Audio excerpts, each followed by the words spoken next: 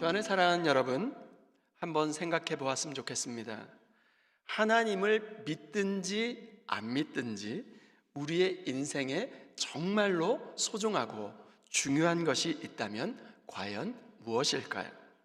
그것이 돈일까요? 아니면 그것은 성공일까요? 관계일까요? 전도자는 우리에게 이렇게 알려주고 있습니다.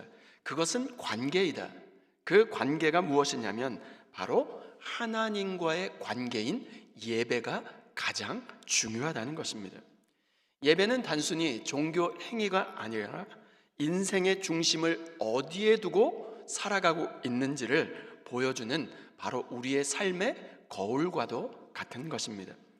예배를 통해서 우리의 공허한 마음이 소망의 마음으로 변화될 뿐만 아니라 흔들리는 우리의 삶의 여정 속에서 견고한 삶으로 나아갈 수 있게 만들어주는 것이죠. 그런데 우리가 드리는 예배의 대상이 누구인지가 굉장히 중요합니다. 전도서에서 솔로몬은 하나님을 중심에 두지 않는 인생의 끝이 어떻게 된다 이야기합니까? 얼마나 허무하고 얼마나 덧없는지 깊이 깨달음을 우리에게 알려주고 있지 않습니까? 오늘 본문 전도서 5장에서는 그 허무한 이야기 속에서 하나님의 이름이 등장하면서 정말로 엄청난 그 그늘진 곳, 바로 삶의 자리에서 앞이 한 치 앞도 보이지 않는 안개 같은 인생 속에서 바로 희망의 빛이 비춰지고 있습니다. 과연 우리는 어떻게 하면 하나님을 향한 예배 속에서 사람의 본분을 정말로 본분답게 감당하며 살아갈 수 있을까요? 오늘 말씀을 통해서 그 지혜를 살펴보고자 합니다. 그 첫 번째 교훈은 이것입니다. 무엇을 예배하는가가 곧 누구인지를 드러낸다는 것입니다. 전도서 5장 1절 말씀입니다. 너는 하나님의 집에 들어갈 때 내 발을 삼갈지어다. 가까이 하여 말씀을 듣는 것이 우매한 자들이 제물 드리는 것보다 나으니 그들은 악을 행하면서도 깨닫지 못함이니라. 우리는 정말 무엇을 예배하는지를 보면 그 사람이 어디에 초점을 맞추며 살아가는지를 알 수 있습니다. 1절 말씀해 보니까 우매한 자, 어리석은 자의 이그샘플을 가지고 설명하고 있습니다. 우매한 자, 어리석은 자들은 이것저것 행동을 하지만 자신이 악한 일을 하고 있는지를 깨닫지 못한다는 것입니다. 우리는 하나님을 믿든지 안 믿든지 다 예배하는 대상이 있습니다. 예배가 무엇일까요? 끊임없이 내 마음과 내 생각을 얽어매고 있는 것, 바로 그 대상을 사랑하고 그 대상에 정말로 매여 있는 것, 이것이 곧 예배라는 것입니다. 그런데 여러분, 어떤 사람에게는 이 내 생각과 내 마음을 매이게 하는 예배의 대상이 사람일 수도 있고요, 어떤 사람에게는 돈일 수도 있고 어떤 사람에게는 지위, 성공일 수도 있습니다. 그것만 가지면 무조건 내 인생이 정말로 칭찬받는 인생, 내 인생이 인정받는 인생이 될 것이라 생각하는 것이죠. 그렇다면 그것을 바로 예배하고 그것을 주목하고 살아가고 있는 것을 증명해 주고 있는 것입니다. 아무리 하나님을 주목하고 하나님께 예물을 드리고 선한 일을 하고 열심히 기도하고 헌신한다 할지라도 바로 그 예배의 대상이 하나님이 아니라면 우리의 삶은 우매해지고 피폐해질 수밖에 없다는 것입니다. 돈을 여러분 가치 있게 생각하면 돈을 예배하는 것이죠. 돈을 예배하는 사람은 어떨까요? 돈이 항상 부족하다고 느낄 수밖에 없습니다. 자기의 몸과 외모에 집중하고 살아가면서 그것을 예배하는 사람은 어떨까요? 언제나 자기 자신을 비춰보면서 자기의 몸이, 자기의 얼굴이 못생겼다 느낄 것입니다. 지성을 믿고 정말로 학업적 성취를 숭배한다면 어떻게 될까요? 그런 사람은 언제나 자신이 부족하고 자신이 멍청하다고 느낄 것입니다. 인생을 그냥 열심히 사는 것이지, 열심히 부단히 사는 것이지, 그러면서 삶을 즐길 뿐이라고 말하면서 왜 그렇게 마음속에서는 부정적인 감정에 사로잡혀 살아갈 수밖에 없을까요?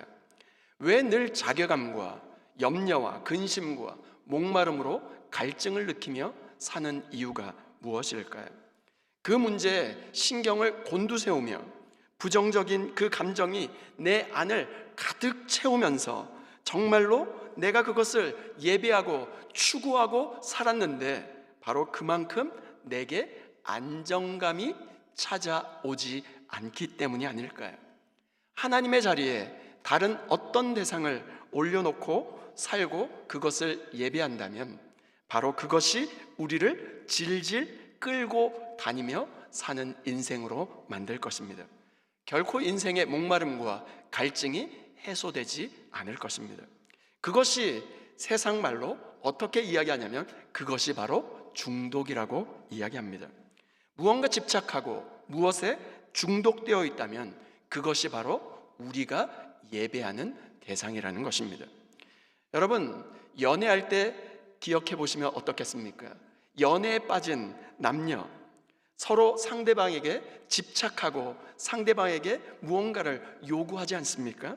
날 잘 아는 여자친구, 날 잘 아는 아내, 정말로 나를 자랑스럽게 해줄 멋진 남자친구, 남편, 바로 사랑이 답이지. 그렇게 살아가지 않습니까?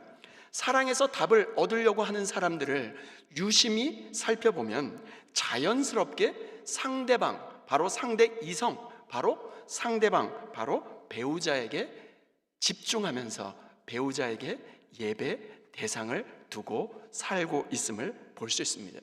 학벌, 승진, 돈, 인맥, 자식, 그 모든 대상이 다를 뿐이지 우리는 언제나 무언가를 예배하며 살아갑니다. 그런데 1절에서 전도자는 어떻게 이야기하고 있습니까? 우리에게 우매하다고 이야기하면서 하나님께 예배하러 나오면서 가장 먼저 해야 될 것이 무엇이라고 이야기하고 있을까요? 내 발을 삼갈지어다. 여기서 발을 삼가다는 말이 무슨 말일까요? 하나님의 집에 예배하러 들어가는 바로 그 지점에 하나님 보시기에 내가 어떻게 살고 있는지 너의 스텝을 살펴보라는 것입니다. 하나님 앞에 나오기 전까지 오늘 우리는 무언가를 예배하며 살았을 것입니다. 그것이 얼마나 우리의 삶을 피폐하게 만들었고 집착과 온갖 부정적인 감정을 들춰냈는지 그 스텝을 살펴보라는 것입니다. 우리의 삶의 궁극적인 갈증과 목마름, 필요를 채워줄 그 분이 누구일까요? 그것을 바로 찾아가는 그 모습이 바로 하나님을 예배하는 시간이라는 것입니다. 전도서 5장 2절 말씀입니다.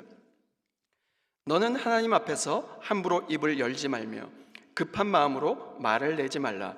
하나님은 하늘에 계시고 너는 땅에 있음이니라. 그런즉 마땅히 말을 적게 할 것이라. 하나님 앞에 예배하러 나온 우리는 이것저것 이야기 많이 늘어놓지만 하나님은 우리가 말할 것을 그 말하지 않아도 모든 것을 알고 계신다는 것입니다. 여러분, 우리의 마음과 우리의 생각과 우리의 말을 하지 않아도 알고 계시는 여호와 하나님을 믿으십니까? 시편 139편 4절에는 이렇게 기록되어 있습니다. 여호와여, 내 혀의 말을 알지 못하는 것이 하나도 없으시니이다. 하나님은 우리가 말하지 않아도, 말을 꺼내놓지 않아도 우리의 마음의 중심에 무엇이 담겨져 있는지 할 말을 다 아신다는 것입니다. 오늘 우리가 살아가는 이 시대는 어떤 시대일까요? 문제가 무엇인지, 무엇을 원하는지, 무엇이 부족한지, 무엇이 결핍인지 그것을 알면 그것에 대한 해결책을 발견할 수 있다. 원인과 결과를 추론하는 철저하게 과학적인 세계관이 온 세상을 지배하는 시대가 아닙니까? 그런데 우리의 인생을 잘 들여다보면 원인과 결과로 모든 것이 척척 이루어지면 얼마나 좋겠습니까? 그렇지 않잖아요. 이 땅에 악이 얼마나 만연하고 끔찍한 비극들이 여기저기서 일어나고 있는데 정말로 하나님이 계시다면 어찌 이런 일이 발생할 수 있는지 주님, 그 모든 것을 좀 이해시켜 주옵소서. 도저히 설명이 안 되는 인생의 문제를 어떻게 해석할 수 있겠습니까? 고난의 목적을 알 수 없으니, 고난이 왜 찾아왔는지 그 이유와 목적을 알 수 없으니 도저히 믿을 수가 없다. 그렇게 결론 내리면서 하나님은 선하신 분이 아니다, 그렇게 단정해 버리지 않습니까? 이것은 철저하게 현대적인 사고 방식이 바로 이런 사고 방식입니다. 하나님은 어떻게 우리에게 이야기하실까요? 더 많은 지식이나 더 많은 논리나 더 많은 원인과 결과, 그 논리로 인생을 해석할 수 있을 거라 생각하느냐? 하지만 그렇지 않다. 너에게 필요한 것은, 우리에게 필요한 것은 하나님의 선하심을 믿는 것이다. 그래서 전도서 저자는 2절에서 우리에게 뭐라고 이야기하냐면 말을 적게 하라고 이야기하는 것입니다. 나에게는 지금 보이지 않지만 하나님의 눈에는 모든 것이 보인다는 그 사실을 인정하고 살아가라는 것입니다. 고난 가운데 침묵하라는 것, 쉿 하면서 침묵하라는 것은 단순히 이를 악물고 인내를 잘하라, 그 의미가 아닌 것입니다. 이것은 믿음의 표현인 것입니다. 그래서 2절에 나오는 이 침묵은 곧 예배인 것입니다. 강박적이고 중독적인 그 태도에 우리가 사로잡혀 살아가지 않습니까? 고난이 찾아오지 않고 문제가 발생하지 않고 실패와 그 충격의 그 경험을 통과하지 않는다면 우리는 불같은 성격을 그대로 가지고 살아갈지도 모르겠습니다. 중요한 것은 하나님의 어미하심 앞에 하나님의 음성, 하나님의 말씀을 잠잠히 듣는 것입니다. 예배에 실패하면 모든 것에 실패한 사람이 되는 것입니다. 참된 예배만이 헛된 수고에 빠져서 파산할지도 모르는 인생을 구원해낼 수 있는 유일한 희망이 되는 것입니다. 하나님의 전에 들어가는 것 그 자체가 중요한 것이 아니라 어떤 모습으로 무엇을 위하여 출입하고 있는가가 더 중요한 것이죠. 예배는 하나님의 말씀을 겸손히 잠잠히 경청하고 듣는 것에서부터 출발하는 것입니다. 오늘 우리가 무엇에 집착하며 살았는지 우리의 발을 삼가며 모든 것을 하시고 보시고 계시는 하나님의 크고 위대하심 앞에 잠잠히 침묵하며 하나님이 말씀하시는 그 음성에 반응하여 하나님을 참되게 예배할 수 있는 저와 여러분 모두가 될 수 있기를 주님의 이름으로 축원드립니다. 두 번째, 흔들리는 세상 속에서 유일한 반석 하나님을 예배하라는 것입니다. 4절부터 6절까지 말씀입니다. 내가 하나님께 서원하였거든 갚기를 더디게 하지 말라. 하나님은 우매한 자들을 기뻐하지 아니하시나니 서원한 것을 갚으라. 서원하고 갚지 아니하는 것보다 서원하지 아니하는 것이 더 나으니 내 입으로 내 육체가 범죄하게 하지 말라. 사자 앞에서 내가 서원한 것이 실수라고 말하지 말라. 어찌 하나님께서 내 목소리로 말미암아 진노하사 내 손으로 한 것을 멸하시게 하랴. 서원은 하나님께 맹세하는 것입니다. 하나님, 이것만 해주시면 제가 이렇게 살겠습니다. 정말 한 번만 이 문제로 벗어나게 해주시면, 혹 이것만 패스하게 해주시면 제가 이렇게 헌신하고 충성하겠습니다. 저 안에 사랑하는 여러분, 이런 기도 한 번쯤 드려보지 않으셨습니까? 그런데 그 위기를 벗어납니다. 우리가 원하는 방향대로 문제가 해결됐습니다. 그런데 또 다른 문제가 발생하지 않습니까? 그러면서 흐지부지 내가 서원했던 그 서원을 까마득히 잊어버리고 외면하며 살아가지 않습니까? 이 말씀은 단순히 서원한 것을 지키지 아니하면 하나님이 엄벌을 처할 것이다, 진노하실 것이니 각오해라, 위협하는 말씀일까요? 그렇지 않습니다. 민수기 23장 19절 말씀입니다. 하나님은 사람이 아니시니 거짓말을 하지 않으시고 인생이 아니시니 후회가 없으시도다. 어찌 그 말씀하신 바를 행하지 않으시며 하신 말씀을 실행하지 않으시랴. 지금까지 우리가 예배했던 그 대상들, 세상의 수많은 추구했고 주목했던 예배의 대상들은 언제 바뀔지 몰라 우리를 불안하게 만들지 않았습니까? 그러나 우리가 예배하는 여호와 하나님은 어떤 분이십니까? 영원토록 불변하시는 여호와 하나님이신 줄 믿습니다. 말라기 3장 6절은 우리에게 이렇게 알려줍니다. 나 여호와는 변하지 아니하나니 그러므로 야곱의 자손들아 너희가 소멸되지 아니하느니라. 아멘이십니까? 하나님은 변하지 않으십니다. 아담과 하와가 타락하여 정말로 죄를 짓기 시작했던 바로 그때였습니다. 창세기 6장 6절에 하나님의 성품이 어떻게 묘사되고 있을까요? 창세기 6장 6절입니다. 땅 위에 사람 지으셨음을 한탄하사 마음에 근심하시고, 하나님이 사람 지으심을 후회하셨대요. 하나님의 마음이 변하신 것 아닙니까? 하나님이 변함이 없다면서요. 어떻게 이렇게 마음이 변할 수가 있습니까? 그렇지 않습니다. 단지 죄를 짓고 하나님의 임재를 벗어나 버린 인간을 바라보며 슬퍼하고 근심하실 뿐인 것이죠. 하나님이 요즘 내 삶에 개입하시지 않는 것 같이 느껴지십니까? 그렇다면 누가 변한 것입니까? 하나님이 변한 것입니까? 내가 변한 것입니까? 예배가 무엇입니까? 하나님의 불변성, 영원히 변함이 없는 그 하나님을 고백하는 것이 예배인 줄 믿습니다. 하나님, 저는 변합니다. 그러나 하나님은 영원토록 변함이 없으시고 신실하신 여호와 하나님이십니다. 우리의 마음의 서원이 시시각각 달라질 뿐이지 하나님은 결코 변함이 없으신 분인 줄 믿습니다. 전도서 5장 7절 말씀 우리 다 같이 한번 읽겠습니다. 시작. 꿈이 많으면 헛된 일들이 많아지고 말이 많아도 그러하니 오직 너는 하나님을 경외할지니라. 헛된 꿈이 많고 말이 많을 때 헛되다고 말씀하고 있습니다.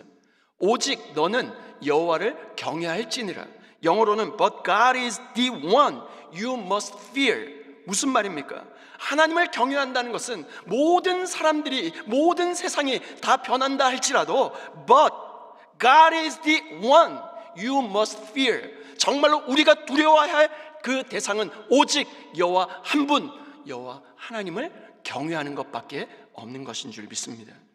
그러나 우리가 유일하게 두려워해야 할 분, 오직 여호와 한 분뿐이며 그분의 거룩하심과 주권과 그 어미와 권위 앞에 엎드리며 살아가는 것, 그것이 온전한 예배인 줄 믿습니다. 이것이 우리의 예배, 우리의 말, 우리의 삶 전체를 변화시키는 힘이 되는 것이죠. 오직 변함이 없으신 여호와 하나님 한 분만을 두려워하며 경외함으로 주님을 온전히 예배할 수 있는 저와 여러분 모두가 될 수 있기를 주님의 이름으로 축원드립니다. 다 함께 따라해 보실까요? 변하는 세상 속에 오직 변하지 않는 하나님만을 예배하라. 아멘이십니까? 변하는 세상 속에 모든 것이 불안하고 우리의 목마름과 갈급함이 더해가고 있지는 않습니까? 결국 변하지 않는 하나님 앞에 설 때만 이 모든 갈증, 이 모든 목마름이 해결되는 것이죠. 우리의 죄를 대속하기 위하여 하나님은 정말로 저와 여러분에게 어떤 존재로 찾아오셨습니까? 우리의 죄를 대속하기 위하여 하나님이신 그분이 인간의 몸을 덧입고 이 땅에 내려오셔서 스스로 희생 제물이 되어주셨습니다. 구약시대에는 하나님께 나아갈 때마다 바로 성소에 제물을 바쳤습니다. 자신의 죄를 대신할 바로 짐승의 피로 그 제물을 올려드렸습니다. 이 제사로 말미암아 자신의 죄가 짐승의 그 모두 다 전가되어 씻어지는 제사, 상징적인 의식을 가졌습니다. 그런데 하나님의 아들 예수 그리스도께서 인간의 몸을 덧입고 이 땅에 오셔서 우리가 하나님께 영원히 나아갈 수 있도록 그 산길을 펼쳐주셨고, 상징적인 의식 정도의 제사가 아니라 진짜 죄를 완전히 도말하는 진정한 제사를 드리셨습니다. 히브리서 9장 28절 말씀입니다. 이와 같이 그리스도도 많은 사람의 죄를 담당하시려고 단번에 들이신 바 되셨고, 구원에 이르게 하기 위하여 죄와 상관없이 자기를 바라는 자들에게 두 번째 나타나시리라. 이런 참된 예배자가 누가 있겠습니까? 자신의 몸을 십자가에 단번에 들이심으로 우리의 죄를 완전히 씻어내는 예배를 드리신 분, 그분은 우리 구주 예수 그리스도이십니다. 이러한 다음없는 사랑으로 자신의 생명을 바꾸어서 우리를 사랑해 주신 하나님은 우리가 다른 하나님을 찾아다닐 때 절대로 가만 두고 보시는 분이 아니시라는 것입니다. 꿈이 많으면 헛된 일들이 많아지고, 말이 많아도 그렇다 말씀하지 않으셨습니까? 진짜 희망은, 진짜 소망은 나의 열심, 나의 노력으로부터 나오는 것이 아닙니다. 인간이 정말로 휘청휘청 거릴수록 우리의 유일한 희망은 오직 여호와 하나님이심이 더욱더 분명해지지 않습니까? 주님이 우리에게 말씀하십니다. 오직 너는 여호와를 경외할지니라. 오직 하나님만을 두려워하며 변함없으신 하나님만을 주목하며 주님만을 온전히 예배하는데 성공할 수 있는 저와 여러분 모두가 될 수 있기를 주님의 이름으로 축원드립니다.